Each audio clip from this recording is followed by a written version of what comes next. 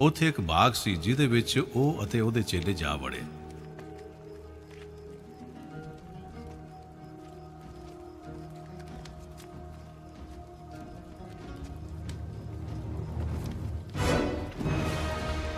और यहूदा भी ਜਿਹੜਾ ਉਹਦੇ ਫੜਵਾਉਣ ਵਾਲਾ ਸੀ ਉਸ ਥਾਂ ਨੂੰ ਜਾਣਦਾ ਸੀ, ਕਿਉਂ ਜੋ ਯੀਸ਼ੂ ਆਪਣੇ ਚੇਲਿਆਂ ਨਾਲ ਉੱਥੇ ਬਹੁਤ ਵਾਰੀ ਜਾਂਦਾ ਹੁੰਦਾ ਸੀ। ਉਪਰੰਤ ਯਹੂਦਾ ਸਿਪਾਹੀਆਂ ਦਾ ਇੱਕ ਜੱਥਾ ਅਤੇ ਪ੍ਰਧਾਨ ਜਾਜਕਾਂ ਅਤੇ ਫਰੀਸੀਆਂ ਦੇ ਵੱਲੋਂ ਪਿਆਦੇ ਲੈ ਕੇ ਦੀਵਿਆਂ ਅਰ ਮਸਾਲਾਂ ਅਰ ਸ਼ਸਤਰਾਂ ਨਾਲ ਉੱਥੇ ਆਇਆ।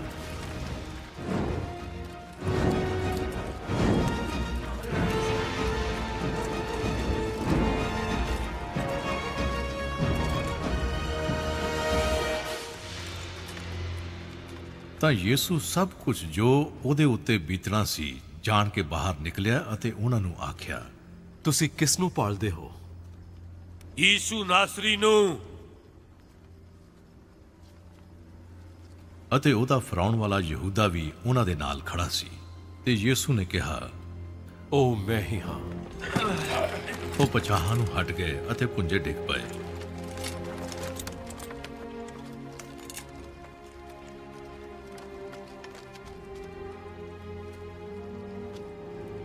ਯੀਸ਼ੂ ਨੇ ਉਹਨਾਂ ਨੂੰ ਫੇਰ ਪੁੱਛਿਆ, ਤੁਸੀਂ ਕਿਸ ਨੂੰ ਭਾਲਦੇ ਹੋ? ਯੀਸ਼ੂ ਨਾਸਰੀ ਨੂੰ। ਮੈਂ ਤਾਂ ਤੁਹਾਨੂੰ ਦੱਸ ਦਿੱਤਾ ਜੋ ਮੈਂ ਹੀ ਹਾਂ। ਸੋ ਜੇ ਤੁਸੀਂ ਮੈਨੂੰ ਭਾਲਦੇ ਹੋ ਤਾਂ ਇਹਨਾਂ ਨੂੰ ਜਾਣ ਦਿਓ। ਇਹ ਇਸ ਕਰਕੇ ਹੋਇਆ ਭਈ ਉਹ ਬਚਨ ਜੋ ਉਸਨੇ ਕਿਹਾ ਸੀ ਪੂਰਾ ਹੋਵੇ, ਜਿਹੜੇ ਤੈਂ ਮੈਨੂੰ ਦਿੱਤੇ ਹਨ ਉਹਨਾਂ ਵਿੱਚੋਂ ਮੈਂ ਇੱਕ ਵੀ ਨਹੀਂ ਗੁਆਇਆ। ਤਾਂ ਸ਼ਮੌਨ ਪਤਰਸ ਨੇ ਤਲਵਾਰ ਜੋ ਉਹਦੇ ਕੋਲ ਸੀ ਧੂਈ ਅਤੇ ਸਰਦਾਰ ਜਾਜਕ ਦੇ ਚਾਕਰ ਉੱਤੇ ਚਲਾਈ ਔਰ ਉਹਦਾ ਸੱਜਾ ਕੰਨ ਉਡਾ ਦਿੱਤਾ। ਉਸ ਚਾਕਰ ਦਾ ਨਾਮ ਮਲਖੁਸ ਸੀ। ਤਲਵਾਰ ਮਿਆਨ ਕਰ। ਜਿਹੜਾ ਪਿਆਲਾ ਪਿਤਾ ਨੇ ਮੈਨੂੰ ਦਿੱਤਾ, ਕੀ ਮੈਂ ਉਹ ਨਾ ਪੀਆਂ?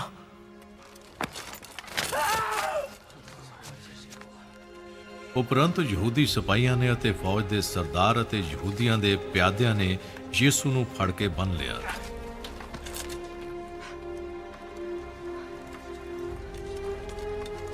ਅਤੇ ਪਹਿਲਾਂ ਉਹਨੂੰ ਅਨਾਸ ਕੋਲ ਲੈ ਗਏ, ਕਿਉਂ ਜੋ ਇਹ ਕਿਆਫਾ ਦਾ ਸਹੁਰਾ ਸੀ, ਜਿਹੜਾ ਉਸ ਸਾਲ ਸਰਦਾਰ ਜਾਜਕ ਸੀ। ਅਤੇ ਕਿਆਫਾ ਉਹ ਹੈ ਜਿਸ ਨੇ ਯਹੂਦੀਆਂ ਨੂੰ ਸਲਾਹ ਦਿੱਤੀ ਸੀ ਭਈ ਲੋਕਾਂ ਦੇ ਬਦਲੇ ਇੱਕ ਮਨੁੱਖ ਦਾ ਮਰਨਾ ਚੰਗਾ ਹੈ।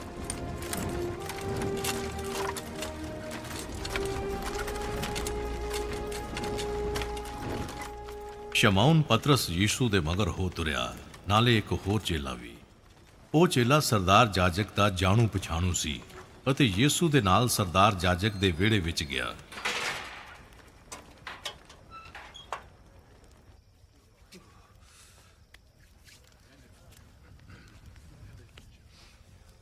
ਫਿਰ ਉਹ ਦੂਜਾ ਚੇਲਾ ਜਿਹੜਾ ਸਰਦਾਰ ਜਾਜਕ ਦਾ ਜਾਣੂ ਪਛਾਣੂ ਸੀ ਬਾਹਰ ਨਿਕਲਿਆ ਅਤੇ ਦਰਬਾਨਣ ਨੂੰ ਕਹਿ ਕੇ ਪਤਰਸ ਨੂੰ ਅੰਦਰ ਲਿਆਇਆ। ਕਿ ਤੂੰ ਵੀ ਇਸ ਮਨੁੱਖ ਦੇ ਚੇਲਿਆਂ ਵਿੱਚੋਂ ਇੱਕ ਹੈ? ਨਾ। ਅਤੇ ਚਾਕਰ ਅਰ ਸਿਪਾਹੀ ਕੋਲਿਆਂ ਦੀ ਅੱਗ ਬਾਲ ਕੇ ਖੜੇ ਸੇਕ ਰਹੇ ਸਨ, ਕਿਉਂ ਜੋ ਪਾਲਾ ਪੈਂਦਾ ਸੀ ਅਤੇ ਪਤਰਸ ਵੀ ਉਹਨਾਂ ਦੇ ਨਾਲ ਖੜਾ ਅੱਗ ਸੇਕ ਰਿਹਾ ਸੀ। ਉਪਰੰਤ ਸਰਦਾਰ ਜਾਜਕ ਨੇ ਯੀਸ਼ੂ ਤੋਂ ਉਹਦੇ ਚੇਲਿਆਂ ਅਤੇ ਉਹਦੀ ਸਿੱਖਿਆ ਦੇ ਵਿਖੇ ਪੁੱਛਿਆ। ਯੀਸ਼ੂ ਨੇ ਉਹਨਾਂ ਨੂੰ ਉੱਤਰ ਦਿੱਤਾ, ਮੈਂ ਜਗਤ ਨਾਲ ਖੋਲ ਕੇ ਗੱਲਾਂ ਕੀਤੀਆਂ ਹਨ। ਮੈਂ ਸਮਾਜ ਅਤੇ ਹੈਕਲ ਵਿੱਚ ਜਿੱਥੇ ਸਭ ਯਹੂਦੀ ਇਕੱਠੇ ਹੁੰਦੇ ਹਨ ਸਦਾ ਉਪਦੇਸ਼ ਕੀਤਾ ਹੈ, ਅਤੇ ਮੈਂ ਓਲੇ ਵਿੱਚ ਕੁਝ ਨਹੀਂ ਕਿਹਾ। ਤੂੰ ਮੇਰੇ ਤੋਂ ਕਿਉਂ ਪੁੱਛਦਾ ਹੈ? ਜਿਨ੍ਹਾਂ ਸੁਣਿਆ ਹੈ ਉਹਨਾਂ ਕੋਲੋਂ ਪੁੱਛ ਲੈ ਜੋ ਮੈਂ ਉਹਨਾਂ ਨੂੰ ਕੀ ਆਖਿਆ। ਵੇਖ, ਮੈਂ ਜੋ ਕੁਝ ਆਖਿਆ ਸੋ ਜਾਣਦੇ ਹਨ। ਤੂੰ ਸਰਦਾਰ ਜਾਜਕ ਨੂੰ ਐ ਉੱਤਰ ਦਿੰਦਾ ਹੈ? ਜੇ ਮੈਂ ਬੁਰਾ ਕਿਹਾ ਤਾਂ ਤੂੰ ਬੁਰੇ ਦੀ ਗਵਾਹੀ ਦੇ, ਪਰ ਜੇ ਮੈਂ ਚੰਗਾ ਕਿਹਾ ਤਾਂ ਮੈਨੂੰ ਕਿਉਂ ਮਾਰਦਾ ਹੈ? ਤਾਂ ਅਨਾਸ ਨੇ ਉਹਨੂੰ ਬੱਧਾ ਹੋਇਆ ਕਿਆਫਾ ਸਰਦਾਰ ਜਾਜਕ ਦੇ ਕੋਲ ਘੱਲਿਆ ਅਤੇ ਸ਼ਮੌਨ ਪਤਰਸ ਖੜਾ ਅੱਗ ਸੇਕਦਾ ਸੀ। ਸੋ ਉਹਨਾਂ ਉਸ ਨੂੰ ਪੁੱਛਿਆ ਕਿ ਤੂੰ ਵੀ ਉਹਦੇ ਚੇਲਿਆਂ ਵਿੱਚੋਂ ਹੈ? ਨਹੀਂ, ਮੈਂ ਨਹੀਂ ਹਾਂ। ਉਹ ਮੁੱਕਰ ਗਿਆ ਅਤੇ ਬੋਲਿਆ, ਮੈਂ ਨਹੀਂ ਹਾਂ। ਸਰਦਾਰ ਜਾਜਕ ਦੇ ਚਾਕਰਾਂ ਵਿੱਚੋਂ ਇੱਕ ਨੇ, ਜਿਹੜਾ ਉਸ ਮਨੁੱਖ ਦਾ ਸਾਕ ਸੀ ਜਿਸ ਦਾ ਕੰਨ ਪਤਰਸ ਨੇ ਉਡਾ ਦਿੱਤਾ ਸੀ, ਆਖਿਆ, ਮੈਂ ਤੈਨੂੰ ਉਹਦੇ ਨਾਲ ਬਾਗ ਵਿੱਚ ਨਹੀਂ ਵੇਖਿਆ। ਨਾ।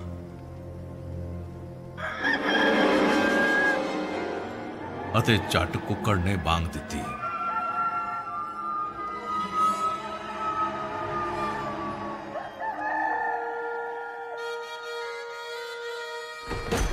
ਫਿਰ ਯਿਸੂ ਨੂੰ ਕਿਆਫਾ ਕੋਲੋਂ ਹਾਕਮ ਦੀ ਕਚਹਿਰੀ ਲੈ ਗਏ ਅਤੇ ਸਵੇਰ ਦਾ ਵੇਲਾ ਸੀ।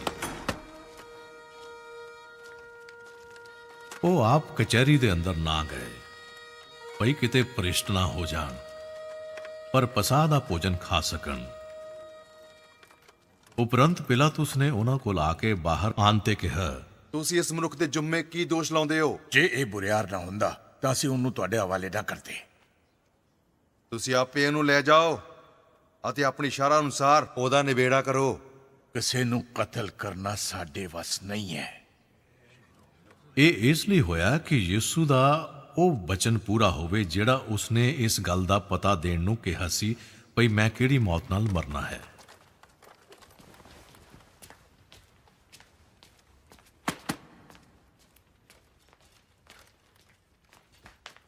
ਫਿਰ ਪਿਲਾਤੁਸ ਕਚਹਿਰੀ ਦੇ ਅੰਦਰ ਗਿਆ ਅਤੇ ਯਿਸੂ ਨੂੰ ਸੱਦ ਕੇ ਉਹਨੂੰ ਕਿਹਾ,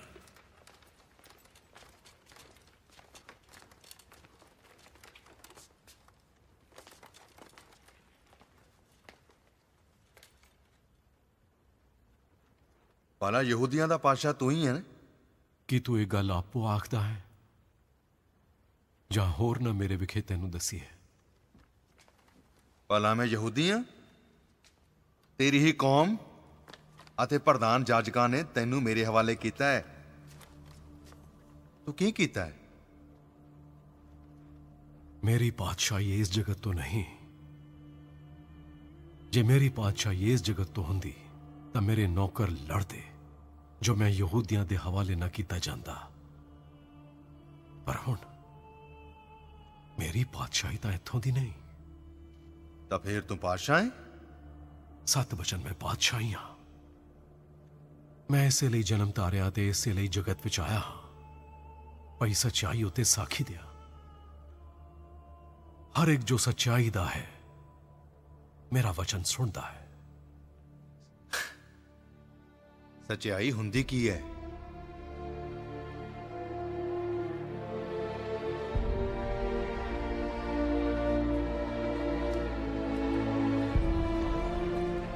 ਇਹ ਕਹਿ ਕੇ ਉਹ ਫਿਰ ਯਹੂਦੀਆਂ ਕੋਲ ਬਾਹਰ ਨਿਕਲਿਆ ਅਤੇ ਉਹਨਾਂ ਨੂੰ ਆਖਿਆ, ਮੈਂ ਉਹਦਾ ਕੋਈ ਦੋਸ਼ ਨਹੀਂ ਵੇਖਦਾ ਕਿ ਮੈਂ ਉਹਨੂੰ ਸਜ਼ਾ ਦੇਵਾਂ,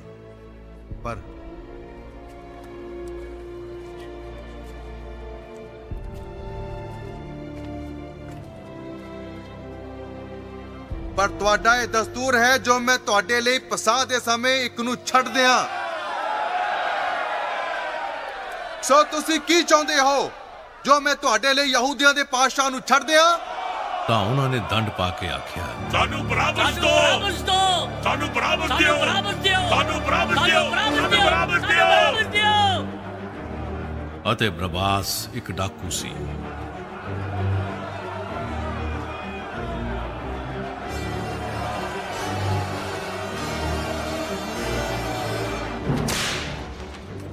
ਸੋ ਤਦ ਪਿਲਾਤੁਸ ਨੇ ਯਿਸੂ ਨੂੰ ਫੜ ਕੇ ਕੋਰੜੇ ਮਰਵਾਏ ਅਤੇ ਸਿਪਾਹੀਆਂ ਨੇ ਕੰਡਿਆਂ ਦਾ ਤਾਜ ਗੁੰਦ ਕੇ ਉਹਦੇ ਸਿਰ ਉੱਤੇ ਧਰਿਆ ਔਰ ਉਹਨੂੰ ਬੈਂਗਣੀ ਚੋਗਾ ਪਹਿਨਾਇਆ ਅਤੇ ਉਹਦੇ ਕੋਲ ਆਣ ਕੇ ਕਹਿਣ ਲੱਗੇ, ਹੇ ਯਹੂਦੀਆਂ ਦੇ ਪਾਤਸ਼ਾਹ ਨਮਸਕਾਰ, ਅਤੇ ਉਹਨੂੰ ਚਪੇੜਾ ਮਾਰੀਆਂ।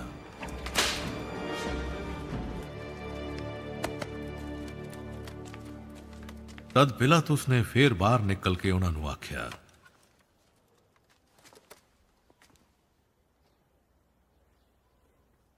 ਵੇਖੋ, ਮੈਂ ਉਹਨੂੰ ਤੁਹਾਡੇ ਕੋਲ ਬਾਹਰ ਲਿਆਉਂਦਾ ਹਾਂ ਤਾਂ ਤੁਸੀਂ ਜਾਣੋ ਭਾਈ, ਮੈਂ ਉਹਦਾ ਕੋਈ ਦੋਸ਼ ਨਹੀਂ ਵੇਖਦਾ ਹਾਂ ਕਿ ਸਜ਼ਾ ਦੇਵਾਂ।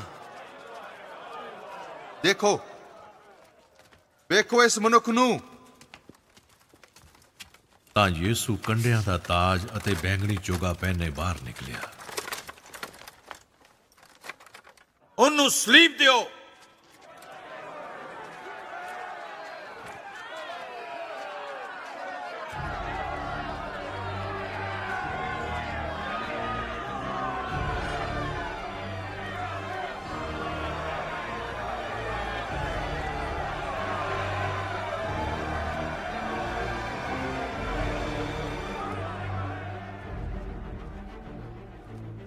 ਤੁਸੀਂ ਆਪੇ ਇਹਨੂੰ ਲੈ ਕੇ ਸਲੀਬ ਦਿਓ,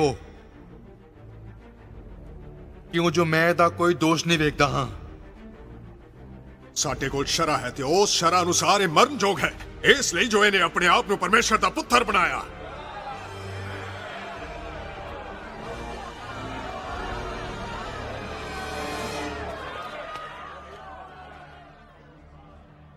ਜਦ ਪਿਲਾਤੁਸ ਨੇ ਇਹ ਗੱਲ ਸੁਣੀ ਤਾਂ ਹੋਰ ਵੀ ਡਰ ਗਿਆ।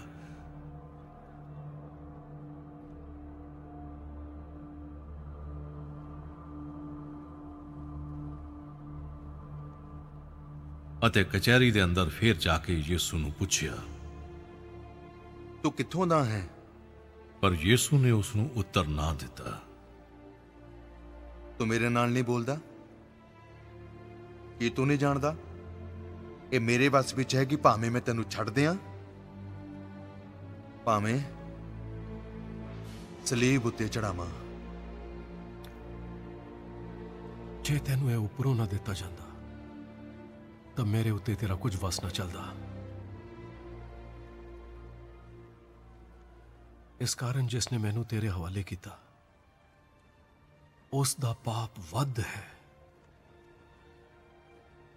ਇਸ ਕਰਕੇ ਪਿਲਾਤੁਸ ਨੇ ਉਸ ਨੂੰ ਛੱਡਣ ਦੀ ਭਾਲ ਕੀਤੀ।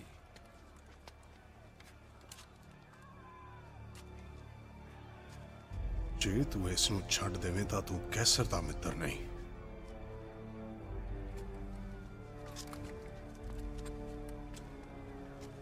ਹਰੇਕ ਜੋ ਆਪਣੇ ਆਪ ਨੂੰ ਪਾਸ਼ਾ ਬਣਾਉਂਦਾ ਹੈ ਸੋ ਕੈਸਰ ਦੇ ਵਿਰੁੱਧ ਬੋਲਦਾ ਹੈ।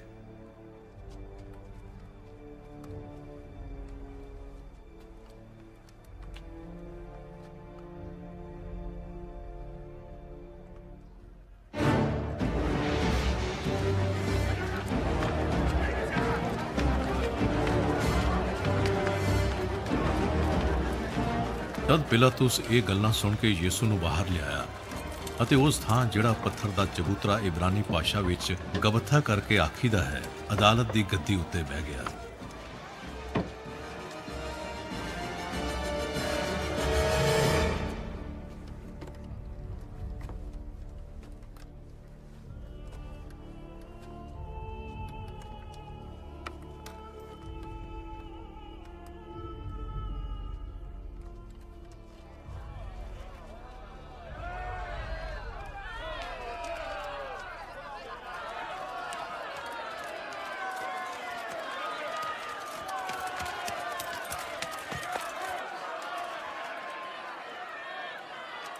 ਇਹ ਪਸਾਹ ਦੀ ਤਿਆਰੀ ਦਾ ਦਿਨ ਅਤੇ ਦੁਪਹਿਰ ਦਾ ਵੇਲਾ ਸੀ ਅਤੇ ਉਹਨੇ ਯਹੂਦੀਆਂ ਨੂੰ ਕਿਹਾ, ਭਾਈ ਵੇਖੋ, ਉਹ ਤੁਹਾਡਾ ਪਾਸ਼ਾ।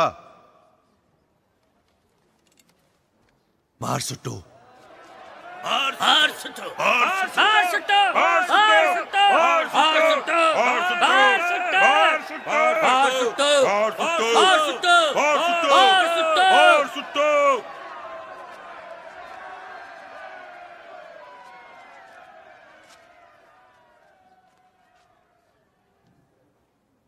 ਮੈਂ ਤੁਹਾਡੇ ਪਾਤਸ਼ਾਹ ਨੂੰ ਸਲੀਬ ਦਿਆਂ? ਕੈਸਰ ਬਿਨਾ ਸਾਡਾ ਕੋਈ ਪਾਤਸ਼ਾਹ ਨਹੀਂ ਹੈ।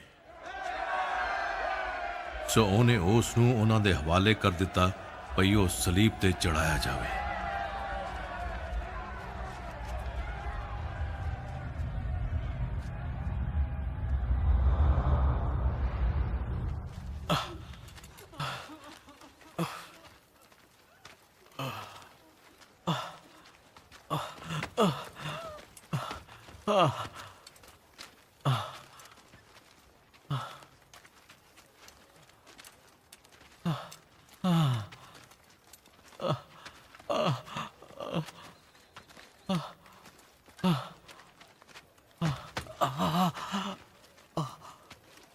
ਤਦ ਉਹਨਾਂ ਨੇ ਯਿਸੂ ਨੂੰ ਫੜ ਲਿਆ ਅਤੇ ਉਹ ਆਪੇ ਸਲੀਬ ਚੁੱਕੀ ਬਾਹਰ ਉਸ ਥਾਂ ਨੂੰ ਗਿਆ ਜਿਹੜਾ ਖੋਪਰੀ ਦਾ ਕਹਾਉਂਦਾ ਅਤੇ ਇਬਰਾਨੀ ਭਾਸ਼ਾ ਵਿੱਚ ਉਸ ਨੂੰ ਗਲਗਥਾ ਕਹਿੰਦੇ ਹਨ।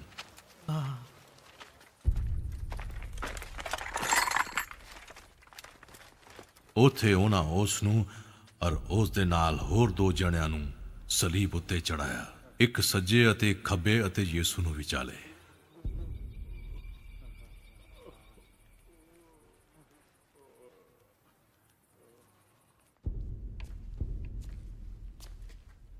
ਅਤੇ ਪਿਲਾਤੁਸ ਨੇ ਇੱਕ ਪੱਟੀ ਵੀ ਲਿਖਾ ਕੇ ਸਲੀਬ ਉੱਤੇ ਲਾਈ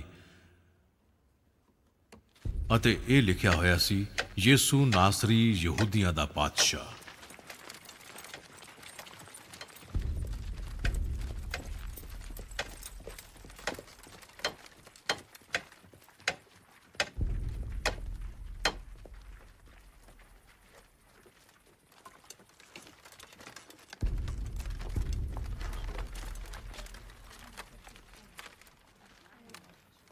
ਤਦ ਉਸ ਪੱਟੀ ਨੂੰ ਬਹੁਤ ਸਾਰੇ ਯਹੂਦੀਆਂ ਨੇ ਵੇਖਿਆ, ਕਿਉਂ ਜੋ ਉਹ ਥਾਂ ਜਿੱਥੇ ਯਿਸੂ ਸਲੀਬ ਉੱਤੇ ਚੜਾਇਆ ਗਿਆ ਸੀ ਸ਼ਹਿਰੋਂ ਨੇੜੇ ਸੀ। ਪਰ ਉਹ ਇਬਰਾਨੀ ਅਤੇ ਲਤੀਨੀ ਅਤੇ ਯੂਨਾਨੀ ਭਾਸ਼ਾ ਵਿੱਚ ਲਿਖਿਆ ਹੋਇਆ ਸੀ। ਤਾਂ ਯਹੂਦੀਆਂ ਦੇ ਪ੍ਰਧਾਨ ਜਾਜਕਾਂ ਨੇ ਪਿਲਾਤੁਸ ਨੂੰ ਆਖਿਆ ਕਿ ਯਹੂਦੀਆਂ ਦਾ ਪਾਤਸ਼ਾਹ ਨਾ ਲਿਖੋ। ਪਰ ਇਹ ਕੀ ਉਹਨੇ ਕਿਹਾ, ਮੈਂ ਯਹੂਦੀਆਂ ਦਾ ਪਾਤਸ਼ਾਹ ਹਾਂ। ਮੈਂ ਜੋ ਲਿਖਿਆ ਸੋ ਲਿਖਿਆ।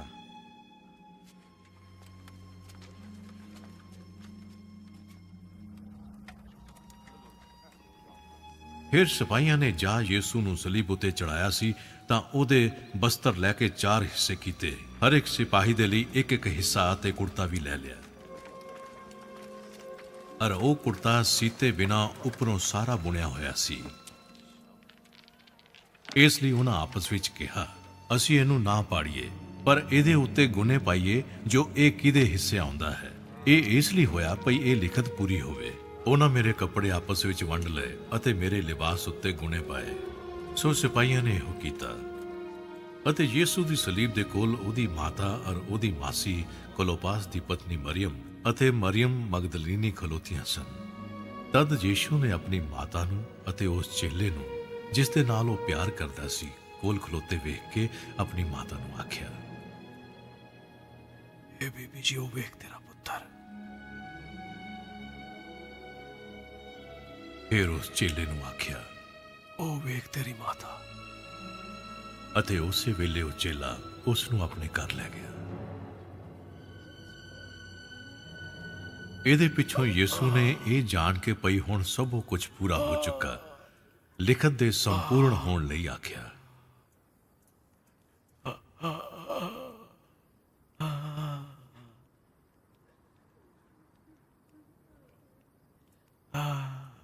ਮੈਂ ਤੇ ਆਇਆ ਹਾਂ। ਉੱਥੇ ਇੱਕ ਭਾਂਡਾ ਸਿਰਕੇ ਦਾ ਭਰਿਆ ਹੋਇਆ ਪਿਆ ਸੀ। ਸੋ ਉਹਨਾਂ ਨੇ ਇੱਕ ਸਪੰਜ ਸਿਰਕੇ ਨਾਲ ਭਰਿਆ ਹੋਇਆ ਜ਼ੂਫੇ ਦੀ ਛਿੱਟੀ ਤੇ ਬੰਨ੍ਹ ਕੇ ਉਹਦੇ ਮੂੰਹ ਤਾਈਂ ਪਹੁੰਚਾਇਆ।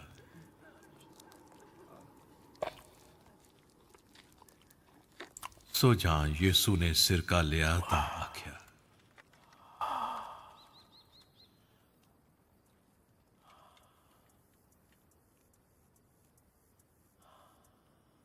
ਪੂਰਾ ਹੋਇਆ ਹੈ। ਤਦ ਉਸਨੇ ਸਿਰ ਨਿਵਾ ਕੇ ਜਾਨ ਦੇ ਦਿੱਤੀ।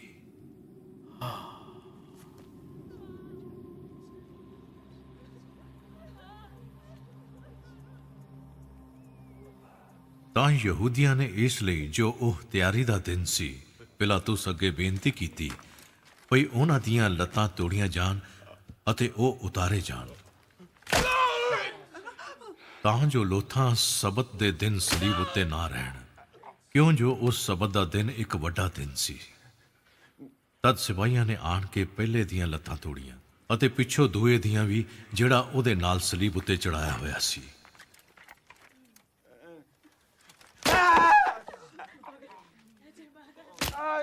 ਪਰ ਯਿਸੂ ਦੇ ਕੋਲ ਆਣ ਕੇ ਜਾਂ ਉਹਨਾਂ ਵੇਖਿਆ ਜੋ ਉਹ ਮਰ ਚੁੱਕਿਆ ਹੈ, ਤਾਂ ਉਹਦੀਆਂ ਲੱਤਾਂ ਨਾ ਤੋੜੀਆਂ। ਪਰ ਸਿਪਾਹੀਆਂ ਵਿੱਚੋਂ ਇੱਕ ਨੇ ਬਰਛੀ ਨਾਲ ਉਹਦੀ ਵੱਖੀ ਬਿੰਨੀ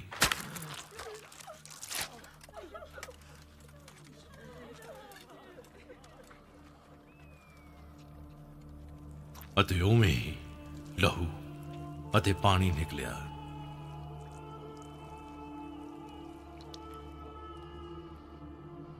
ਔਰ ਜਿਹਨੇ ਇਹ ਵੇਖਿਆ ਹੈ ਉਹਨੇ ਸਾਖੀ ਦਿੱਤੀ ਹੈ ਅਤੇ ਉਹਦੀ ਸਾਖੀ ਸੱਤ ਹੈ। ਔਰ ਉਹ ਜਾਣਦਾ ਹੈ ਭਈ ਸੱਤ ਆਖਦਾ ਹੈ, ਇਸ ਲਈ ਜੋ ਤੁਸੀਂ ਵੀ ਨਿਹਚਾ ਕਰੋ, ਕਿਉਂਕਿ ਇਹ ਗੱਲਾਂ ਇਸ ਲਈ ਹੋਈਆਂ ਜੋ ਇਹ ਲਿਖਤ ਪੂਰੀ ਹੋਵੇ ਭਈ ਉਹਦੀ ਕੋਈ ਹੱਡੀ ਤੋੜੀ ਨਾ ਜਾਵੇਗੀ। ਫਿਰ ਇਹ ਦੂਜੀ ਲਿਖਤ ਹੈ ਕਿ ਜਿਸ ਨੂੰ ਉਹਨਾਂ ਨੇ ਵਿੰਨਿਆ ਹੈ ਉਹ ਉਸ ਉੱਤੇ ਨਿਗਾਹ ਕਰਨਗੇ।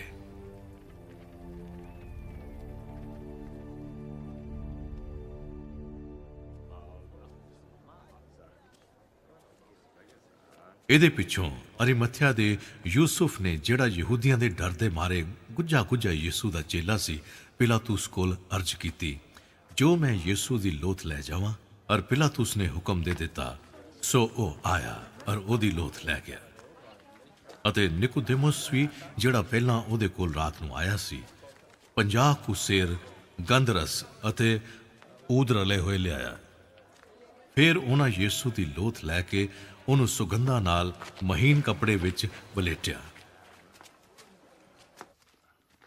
ਜਿਵੇਂ ਯਹੂਦੀਆਂ ਦੇ ਦਫਨਾਉਣ ਦੀ ਰੀਤ ਸੀ।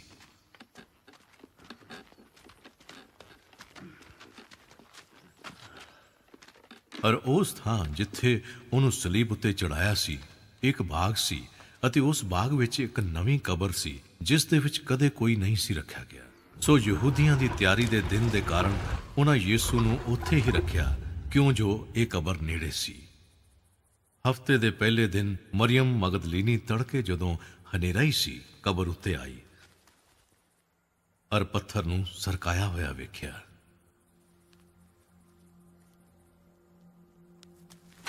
ਤਾਂ ਉਹ ਸ਼ਮੌਨ ਪਤਰਸ ਅਤੇ ਦੂਜੇ ਚੇਲੇ ਦੇ ਕੋਲ, ਜਿਹਨੂੰ ਯੀਸੂ ਤੇਹ ਕਰਦਾ ਸੀ, ਭੱਜੀ ਆਈ ਅਤੇ ਉਹਨਾਂ ਨੂੰ ਆਖਿਆ, ਪ੍ਰਭੂ ਨੂੰ ਕਬਰ ਵਿੱਚੋਂ ਕੱਢ ਕੇ ਲੈ ਗਏ ਅਤੇ ਸਾਨੂੰ ਪਤਾ ਨਹੀਂ ਪਈ ਉਹਨੂੰ ਕਿੱਥੇ ਰੱਖਿਆ। ਉਪਰੰਤ ਪਤਰਸ ਔਰ ਦੂਜਾ ਚੇਲਾ ਨਿਕਲੇ ਅਤੇ ਕਬਰ ਦੀ ਵੱਲ ਗਏ, ਔਰ ਉਹ ਦੋਵੇਂ ਇਕੱਠੇ ਭੱਜੇ। ਪਰ ਦੂਜਾ ਚੇਲਾ ਪਤਰਸ ਨਾਲੋਂ ਛੇਤੀ ਭੱਜ ਕੇ ਅੱਗੇ ਲੰਘ ਗਿਆ ਅਤੇ ਕਬਰ ਕੋਲ ਪਹਿਲਾਂ ਆਇਆ, ਅਤੇ ਉਹਨੇ ਨਿਊ ਕੇ ਜਾਂ ਝਾਤੀ ਮਾਰੀ ਤਾਂ ਕਤਾਨੀ ਕੱਪੜੇ ਪਏ ਹੋਏ ਡਿੱਠੇ, ਪਰ ਉਹ ਅੰਦਰ ਨਾ ਗਿਆ। ਤਦ ਸ਼ਮੌਨ ਪਤਰਸ ਵੀ ਉਹਦੇ ਮਗਰ ਆ ਪੁੱਜਿਆ ਅਤੇ ਕਬਰ ਦੇ ਅੰਦਰ ਜਾ ਕੇ ਕੀ ਵੇਖਦਾ ਹੈ,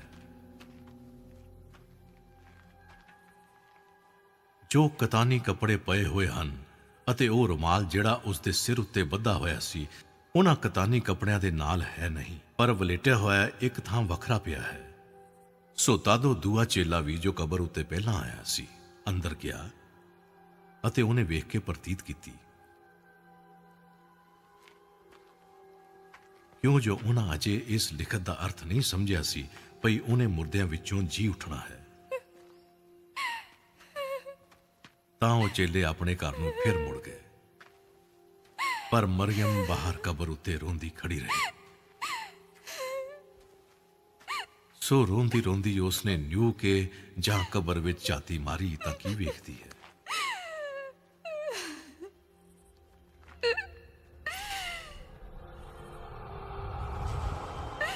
ਜੋ ਦੋ ਦੂਤ ਚਿੱਟਾ ਪਹਿਰਾਵਾ ਪਹਿਨੇ ਹੋਏ, ਇੱਕ ਸਹਿਰਾਣੇ ਅਤੇ ਦੂਜਾ ਪੁਆਂਦੀ, ਜਿੱਥੇ ਯੀਸੂ ਦੀ ਲੋਥ ਪਈ ਸੀ, ਬੈਠੇ ਹਨ। ਅਤੇ ਉਹਨਾਂ ਉਸ ਨੂੰ ਆਖਿਆ, ਹੇ ਬੀਬੀ, ਤੂੰ ਕਿਉਂ ਰੋਂਦੀ ਹੈ? ਜੋ ਮੇਰੇ ਪ੍ਰਭੂ ਨੂੰ ਲੈ ਗਏ ਅਤੇ ਮੈਨੂੰ ਪਤਾ ਨਹੀਂ ਜੇ ਉਹਨੂੰ ਕਿੱਥੇ ਰੱਖਿਆ। ਇਹ ਕਹਿ ਕੇ ਉਹ ਪਿੱਛੇ ਮੁੜੀ ਅਤੇ ਯੀਸੂ ਨੂੰ ਖਲੋਤਾ ਵੇਖਿਆ, ਔਰ ਨਾ ਸਿਆਤਾ ਭਈ ਇਹ ਯੀਸੂ ਹੈ। हे ਬੀਬੀ, ਤੂੰ ਕਿਉਂ ਰੋਂਦੀ ਹੈ? ਕਿਹਨੂੰ ਭਾਲਦੀ ਹੈ? ਉਸਨੇ ਇਹ ਜਾਣ ਕੇ ਜੋ ਇਹ ਬਾਗਵਾਨ ਹੈ, ਉਸ ਨੂੰ ਆਖਿਆ, ਮਹਾਰਾਜ ਜੀ, ਉਹਨੂੰ ਤੂੰ ਲੈ ਗਏ ਤਾਂ ਮੈਨੂੰ ਦੱਸੋ ਕਿੱਥੇ ਮੈਂ ਉਹਨੂੰ ਲੈ ਕੇ ਜਾਵਾਂਗੀ।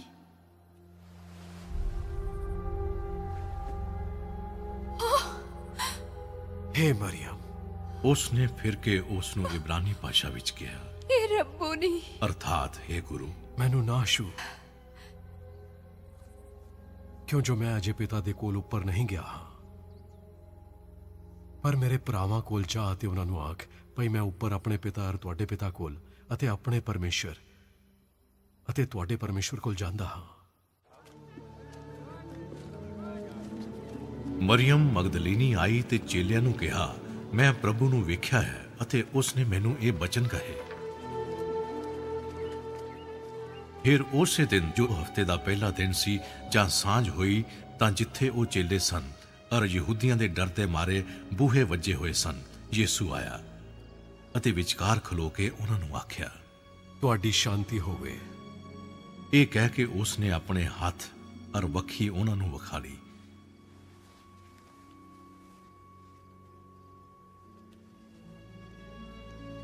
ਚੇਲੇ ਪ੍ਰਭੂ ਨੂੰ ਵੇਖ ਕੇ ਨਿਹਾਲ ਹੋਏ। ਤਦ ਯੀਸੂ ਨੇ ਫੇਰ ਉਹਨਾਂ ਨੂੰ ਆਖਿਆ, ਤੁਹਾਡੀ ਸ਼ਾਂਤੀ ਹੋਵੇ। ਜਿਵੇਂ ਪਿਤਾ ਨੇ ਮੈਨੂੰ ਕੱਲਿਆ ਹੈ ਤਿਵੇਂ ਮੈਂ ਵੀ ਤੁਹਾਨੂੰ ਕੱਲਦਾ ਹਾਂ।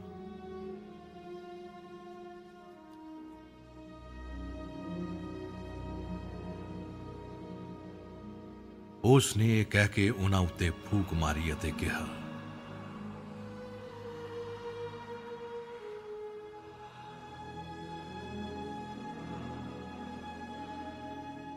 ਤੁਸੀਂ ਪਵਿੱਤਰ ਆਤਮਾ ਲਓ। ਜਿਨ੍ਹਾਂ ਦੇ ਪਾਪ ਤੁਸੀਂ ਮਾਫ ਕਰੋ ਉਹ ਉਹਨਾਂ ਨੂੰ ਮਾਫ ਕੀਤੇ ਜਾਂਦੇ ਹਨ, ਔਰ ਜਿਨ੍ਹਾਂ ਦੇ ਤੁਸੀਂ ਕਾਇਮ ਰੱਖੋ ਉਹਨਾਂ ਦੇ ਕਾਇਮ ਰਹੇ ਹਨ।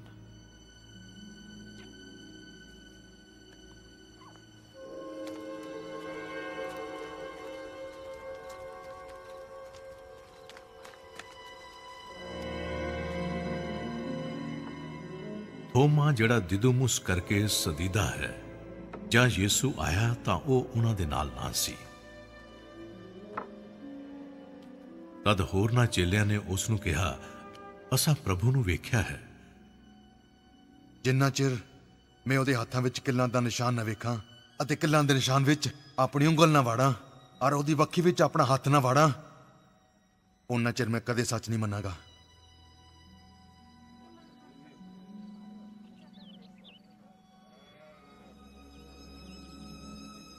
8 ਦਿਨਾਂ ਪਿੱਛੋਂ ਉਹਦੇ ਚੇਲੇ ਫੇਰ ਅੰਦਰ ਸਨ ਅਤੇ ਥੋਮਾ ਉਹਨਾਂ ਦੇ ਨਾਲ ਸੀ। ਬੂਹੇ ਵੱਜੇ ਹੋਏ ਯੀਸੂ ਅੰਦਰ ਆਇਆ ਅਤੇ ਵਿਚਕਾਰ ਖਲੋ ਕੇ ਬੋਲਿਆ,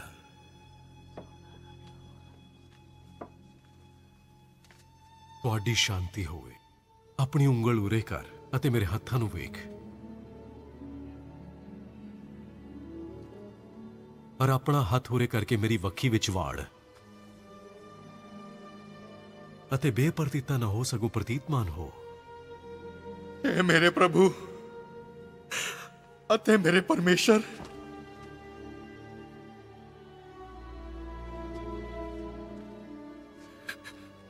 ਤੂੰ ਜੋ ਮੈਨੂੰ ਵੇਖਿਆ ਇਸ ਕਰਕੇ ਪ੍ਰਤੀਤ ਕੀਤੀ ਹੈ। ਤਾਨੋ ਜਿਨ੍ਹਾਂ ਨਹੀਂ ਵੇਖਿਆ ਤਾਂ ਵੀ ਪ੍ਰਤੀਤ ਕਰਦੇ ਹਨ।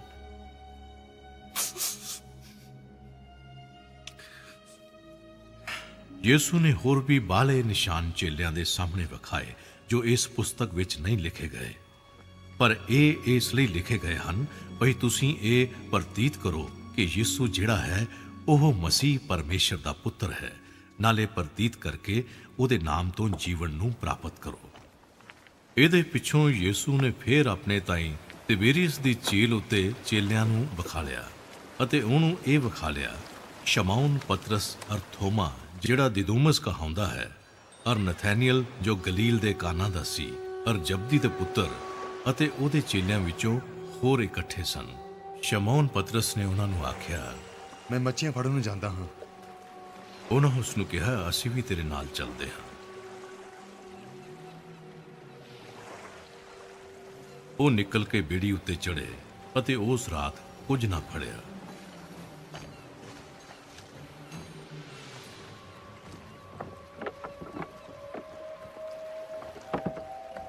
ਜਦ ਦਿਨ ਚੜ੍ਹਨ ਲੱਗਾ ਤਾਂ ਯੀਸੂ ਕੰਢੇ ਉੱਤੇ ਆਣ ਖਲੋਤਾ, ਪਰ ਚੇਲਿਆਂ ਨੇ ਨਾ ਸਿਆਤਾ। ਹੇ ਜਵਾਨੋ, ਤੁਸੀਂ ਖਾਣ ਨੂੰ ਕੁਝ ਫੜਿਆ? ਕੁਝ ਵੀ ਨਹੀਂ। ਬੇੜੀ ਦੇ ਸੱਜੇ ਪਾਸੇ ਜਾਲ ਪਾਓ ਤਾਂ ਤੁਹਾਨੂੰ ਲੱਭੇਗਾ।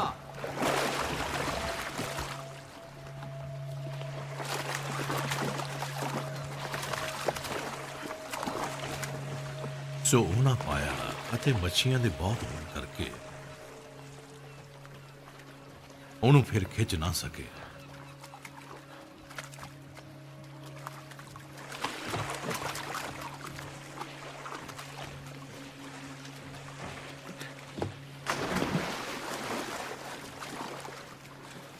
ਇਸ ਲਈ ਉਸ ਚੇਲੇ ਨੇ ਜਿਹਦੇ ਨਾਲ ਯਿਸੂ ਪਿਆਰ ਕਰਦਾ ਸੀ ਪਤਰਸ ਨੂੰ ਆਖਿਆ, ਇਹ ਤਾਂ ਪ੍ਰਭੂ ਹੈ।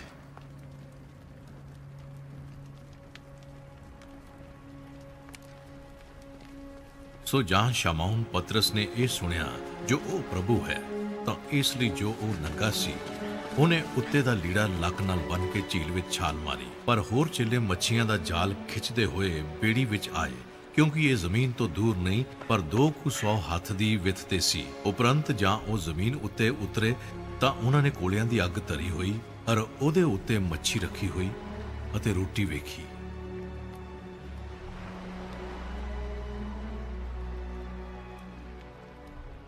ਉਹਨਾਂ ਮੱਛੀਆਂ ਵਿੱਚੋਂ ਲਿਆਓ ਜਿਹੜੀਆਂ ਤੁਸੀਂ ਹੁਣੇ ਫੜੀਆਂ ਹਨ। ਸੋ ਸ਼ਮਾਉਨ ਪਤਰਸ ਨੇ ਚੜ੍ਹ ਕੇ ਉਸ ਜਾਲ ਨੂੰ ਜ਼ਮੀਨ ਤੇ ਖਿੱਚਿਆ, ਜਿਹਦੇ ਵਿੱਚ 153 ਵੱਡੀਆਂ ਵੱਡੀਆਂ ਮੱਛੀਆਂ ਸਨ, ਅਤੇ ਇੰਨੀਆਂ ਮੱਛੀਆਂ ਹੁੰਦੀਆਂ ਵੀ ਉਹ ਜਾਲ ਨਾ ਟੁੱਟਿਆ। ਆਓ ਭੋਜਨ ਛਕੋ। ਚੇਲਿਆਂ ਵਿੱਚੋਂ ਕਿਸੇ ਦਾ ਹਿਆਉ ਨਾ ਪਿਆ ਜੋ ਉਹਨੂੰ ਪੁੱਛੇ, ਤੂੰ ਕੌਣ ਹੈ? ਕਿਉਂਕਿ ਉਹ ਜਾਣਦੇ ਸਨ ਭਈ ਇਹ ਪ੍ਰਭੂ ਹੈ। ਯਿਸੂ ਆਇਆ ਅਤੇ ਰੋਟੀ ਲੈ ਕੇ ਉਹਨਾਂ ਨੂੰ ਦਿੱਤੀ ਅਤੇ ਮੱਛੀ ਵੀ। ਇਹ ਤੀਜੀ ਵਾਰ ਸੀ ਜੋ ਯਿਸੂ ਨੇ ਮੁਰਦਿਆਂ ਵਿੱਚੋਂ ਜੀ ਉੱਠ ਕੇ ਚੇਲਿਆਂ ਨੂੰ ਆਪਣਾ ਦਰਸ਼ਨ ਦਿੱਤਾ। ਸੋ ਜਾਂ ਉਹ ਖਾ ਹਟੇ ਤਾਂ ਯਿਸੂ ਨੇ ਸ਼ਮਾਉਨ ਪਤਰਸ ਨੂੰ ਆਖਿਆ, ਸ਼ਮੌਨ ਯੋਹੰਨਾ ਦੇ ਪੁੱਤਰ, ਕੀ ਤੂੰ ਮੈਨੂੰ ਇਹਨਾਂ ਨਾਲੋਂ ਵੱਧ ਪਿਆਰ ਕਰਦਾ ਹੈ?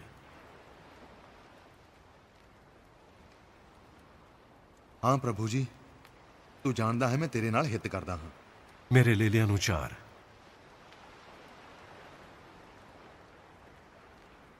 ਯਿਸੂ ਨੇ ਫੇਰ ਦੂਜੀ ਵਾਰ ਉਹਨੂੰ ਕਿਹਾ, ਸ਼ਮੌਨ ਯੋਹੰਨਾ ਦੇ ਪੁੱਤਰ, ਕੀ ਤੂੰ ਮੈਨੂੰ ਪਿਆਰ ਕਰਦਾ ਹੈ?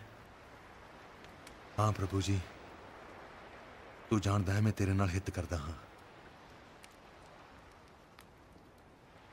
ਮੇਰੀਆਂ ਭੇਡਾਂ ਦੀ ਰੱਖਿਆ ਕਰ। ਯਿਸੂ ਨੇ ਤੀਜੀ ਵਾਰ ਉਹਨੂੰ ਕਿਹਾ, ਸ਼ਮੌਨ ਯੋਹੰਨਾ ਦੇ ਪੁੱਤਰ, ਕੀ ਤੂੰ ਮੈਨੂੰ ਹਿੱਤ ਕਰਦਾ ਹੈ?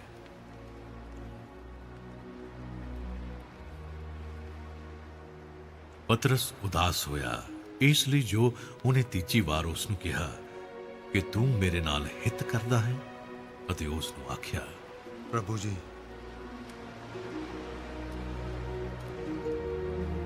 ਤੂੰ ਸਭ ਜਾਣੇ ਜਾਣਾ ਹੈ। ਤੈਨੂੰ ਮਾਲੂਮ ਹੈ ਜੋ ਮੈਂ ਤੇਰੇ ਨਾਲ ਹਿੱਤ ਕਰਦਾ ਹਾਂ।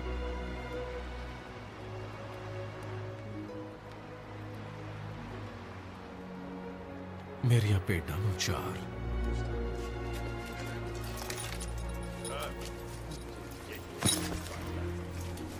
ਮੈਂ ਤੈਨੂੰ ਸੱਚ-ਸੱਚ ਆਖਦਾ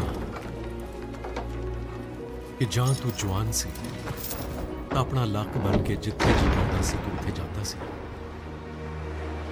ਪਰ ਜਾਂ ਤੂੰ ਬੁੱਢਾ ਹੋਵੇਗਾ ਤਾਂ ਆਪਣੇ ਹੱਥ ਲੰਮੇ ਕਰੇਗਾ ਅਤੇ ਕੋਈ ਹੋਰ ਤੇਰਾ ਲੱਕ ਬੰਨੇਗਾ, ਪਰ ਜਿੱਥੇ ਤੇਰਾ ਜੀ ਨਾ ਕਰੇ ਉੱਥੇ ਤੈਨੂੰ ਲੈ ਜਾਵੇਗਾ। ਉਸ ਨੇ ਇਹ ਗੱਲ ਇਸ ਲਈ ਆਖੀ ਭਈ ਪਤਾ ਦੇਵੇ ਜੋ ਉਹ ਕਿਹੜੀ ਮੌਤ ਨਾਲ ਪਰਮੇਸ਼ਰ ਦੀ ਵਡਿਆਈ ਕਰੇਗਾ, ਪਰ ਇਹ ਕਹਿ ਕੇ ਉਸ ਨੂੰ ਆਖਿਆ, ਮੇਰੇ ਮਗਰ ਹੋ ਤੁਰ। ਪਤਰਸ ਨੇ ਫਿਰ ਕੇ ਉਸ ਚੇਲੇ ਨੂੰ ਮਗਰ ਆਉਂਦਾ ਵੇਖਿਆ ਜਿਹਨੂੰ ਯਿਸੂ ਪਿਆਰ ਕਰਦਾ ਸੀ, ਅਤੇ ਜਿਹਨੇ ਰਾਤ ਦੇ ਖਾਣੇ ਦੇ ਵੇਲੇ ਉਸ ਦੀ ਛਾਤੀ ਉੱਤੇ ਢਾਸਣਾ ਲਾਇਆ ਹੋਇਆ ਆਖਿਆ ਸੀ, ਪ੍ਰਭੂ ਜੀ, ਇਸ ਦੇ ਨਾਲ ਕੀ ਬੀਤੇਗੀ? ਕਿ ਪ੍ਰਭੂ ਜੀ ਉਹ ਕੌਣ ਹੈ ਜੋ ਤੈਨੂੰ ਫੜਵਾਉਂਦਾ ਹੈ? ਸੋ ਉਹਨੂੰ ਵੇਖ ਕੇ ਪਤਰਸ ਨੇ ਯਿਸੂ ਨੂੰ ਕਿਹਾ, ਜੇ ਮੈਂ ਚਾਹਾਂ ਜੋ ਮੇਰੇ ਆਉਣ ਤੀਕ ਠਹਿਰੇ ਤਾਂ ਤੈਨੂੰ ਕੀ, ਤੂੰ ਮੇਰੇ ਮਗਰ ਹੋ ਤੁਰ। ਤਾਂ ਭਾਈਆਂ ਵਿੱਚ ਇਹ ਗੱਲ ਖਿੰਡ ਗਈ ਭਈ ਉਹ ਚੇਲਾ ਨਾ ਮਰੂ। ਪਰ ਯਿਸੂ ਨੇ ਉਹਨੂੰ ਇਹ ਨਹੀਂ ਆਖਿਆ ਸੀ ਭਈ ਉਹ ਨਾ ਮਰੇਗਾ, ਪਰ ਇਹ ਕਿ ਜੇ ਮੈਂ ਚਾਹਾਂ ਉਹ ਮੇਰੇ ਆਉਣ ਤੱਕ ਠਹਿਰੇ ਤਾਂ ਤੈਨੂੰ ਕੀ। ਇਹ ਉਹ ਚੇਲਾ ਹੈ ਜਿਹੜਾ ਇਹਨਾਂ ਗੱਲਾਂ ਦੀ ਸਾਖੀ ਦਿੰਦਾ ਹੈ, ਔਰ ਜਿਹਨੇ ਇਹ ਗੱਲਾਂ ਲਿਖੀਆਂ, ਅਤੇ ਅਸੀਂ ਜਾਣਦੇ ਹਾਂ ਜੋ ਉਹਦੀ ਸਾਖੀ ਸੱਚੀ ਹੈ। ਅਤੇ ਹੋਰ ਵੀ ਢੇਰ ਸਾਰੇ ਕੰਮ ਹਨ ਜਿਹੜੇ ਯਿਸੂ ਨੇ ਕੀਤੇ। ਜੇ ਉਹ ਸਭੇ ਇੱਕ ਇੱਕ ਕਰਕੇ ਲਿਖੇ ਜਾਂਦੇ ਤਾਂ ਮੈਂ ਸਮਝਦਾ ਹਾਂ ਭਈ ਜਿਹੜੀਆਂ ਪੁਸਤਕਾਂ ਲਿਖੀਆਂ ਜਾਂਦੀਆਂ ਉਹ ਜਗਤ ਵਿੱਚ ਵੀ ਨਾ ਸਮਾਉਂਦੀਆਂ। ਰਸੂਲ ਯੋਹੰਨਾ ਨੇ ਕਿਹਾ ਹੈ ਕਿ ਇਸ ਅੰਜੀਲ ਦਾ ਮਕਸਦ ਇਹ ਹੈ ਕਿ ਅਸੀਂ ਵਿਸ਼ਵਾਸ ਕਰੀਏ ਕਿ ਯਿਸੂ ਪਰਮੇਸ਼ਵਰ ਦਾ ਪੁੱਤਰ ਹੈ।